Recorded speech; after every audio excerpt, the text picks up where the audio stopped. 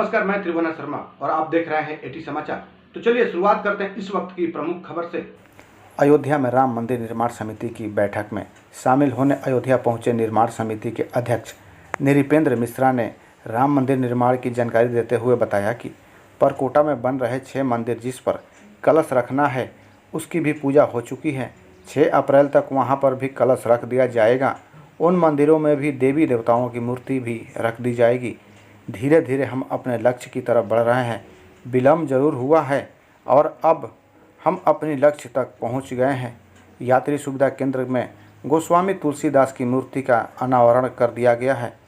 अब श्रद्धालु गोस्वामी तुलसीदास का भी दर्शन कर सकेंगे। अब म्यूजियम का कार्य आगे बढ़ाया जा रहा है। अगले महीने में कम से कम 5 गैलरी का निर्माण कार्य पूर्ण कर सकेंगे। श्रद्धालुओं को वहां जाने की सुविधा मिल जाएगी। सप्त मंदिर के बीच में पुष्पकरणी यानी जलाशय बनकर तैयार हो गया है। अचरज की बात यह रही कि जब उसका निरीक्षण करने लोग गए तो बंदर समूह उसमें स्नान कर रहे थे, तो ऐसा लगा जैसे उसका उद्घाटन हो गया है।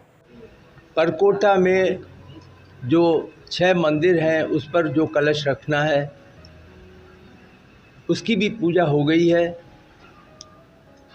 और अब से 30 अप्रैल के बीच में वहाँ पे भी कलश रख दिया जाएगा और उन 6 मंदिरों में भी जिन भगवानों की मूर्तियाँ रखी जानी हैं, देवी देवताओं की मूर्तियाँ रखी जानी हैं, वह भी रख दी जाएगी। तो धीरे धीरे हम अपने लक्ष्य की ओर, यद्यपि विलम्ब हुआ है, क्षमा चाहता हूँ आप सभी से, विलम्ब हुआ है, लेकिन हम अपने लक्ष्य की ओर पहुँच रहे हैं।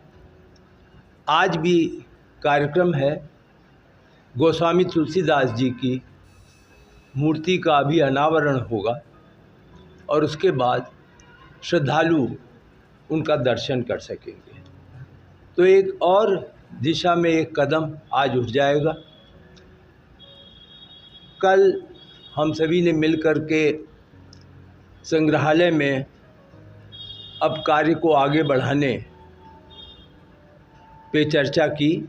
आप जानते हैं कि उसमें बहुत निर्माण कार्य, मरम्मत का और विस्तार का दोनों ही किया जाना था, लेकिन हम लोग अब प्रयत्नशील हैं कि उसमें कम से कम